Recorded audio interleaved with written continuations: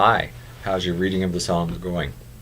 Wanted to talk with you a little bit today because, excuse me, as I read today's Psalms, they challenged me a little bit, and as I did some reading with some commentaries, it challenged me even more, especially because of my upbringing and training to question a few things. So I thought I'd bring the questions to you today so that you maybe likewise would have to wrestle with them a little bit.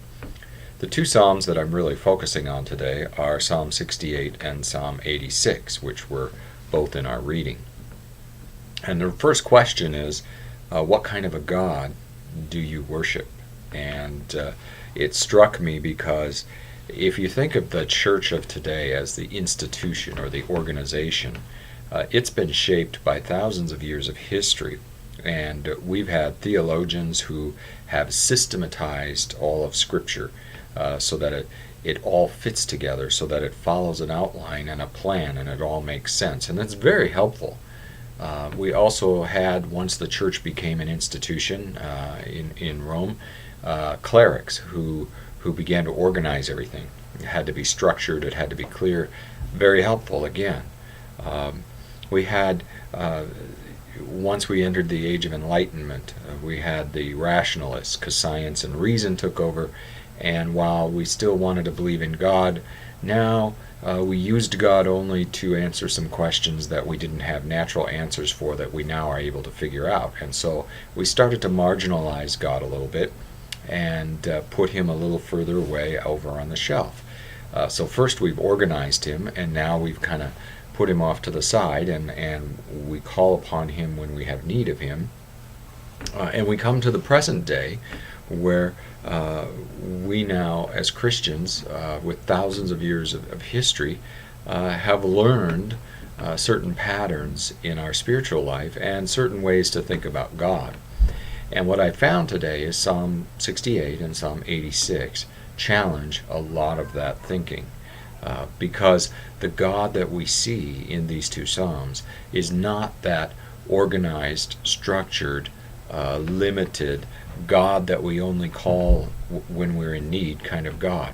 Rather, let me share with you, first of all, in Psalm 68, some of the things that describe God. Who rides on the clouds, Father of the fatherless, defender of widows, sets the lonely in families, leads forth the prisoners with singing, marched through the wasteland, gave abundant showers, refreshed your weary inheritance, provided for the poor, announced the word, scattered the kings. Your chariots are tens of thousands and thousands of thousands, led captives in your train, received gifts from men, daily bears our burdens, one who saves, crushes the heads of his enemies, plunges his feet in the blood of his foes. Praise God in the great congregation. Summon your power, O God. Show us your strength, O God. Rebuke the beast among the reeds, the herd of bulls among the calves. Scatter the nations who delight in war.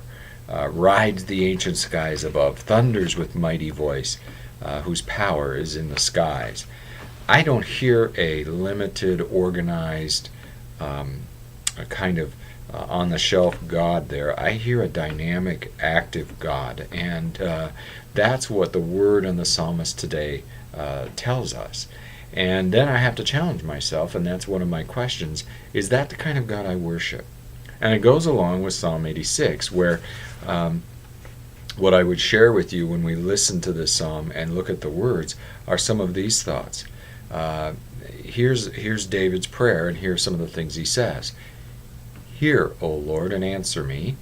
Guard my life. Save your servant. Have mercy on me all day long. Bring joy to your servant. Forgiving and good, abounding in love. Hear my prayer. Answer me. No deeds compare with yours. All nations you have made. You are great and do marvelous deeds. Teach me your way, O Lord. I will walk in your truth. Give me an undivided heart that I may fear your name. Glorify your name. Great is your love toward me. You have delivered me from the depths of the grave. Are a compassionate and gracious God, slow to anger, abounding in love and faithfulness. Turn to me and have mercy on me. Grant your strength to your servant. Save the son of your maidservant.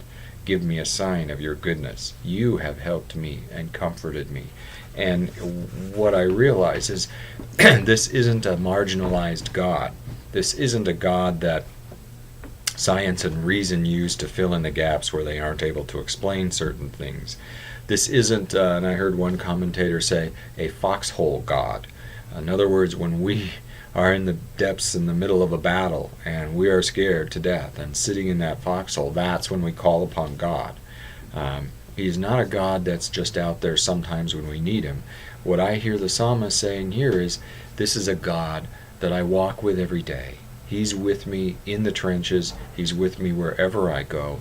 And he and I have an ongoing conversation, an ongoing relationship.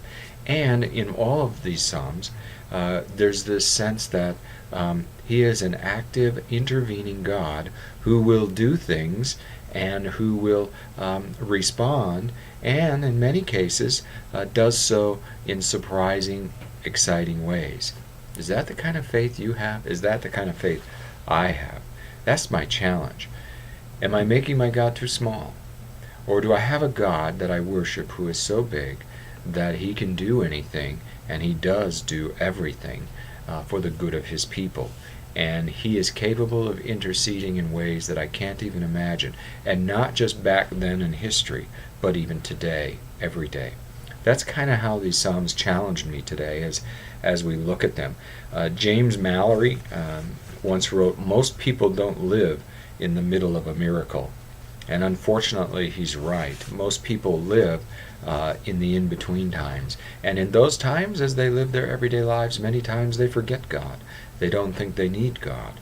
And they only call upon him during those gap times when there's a problem. And so my challenge to myself today is, can I remember God every day?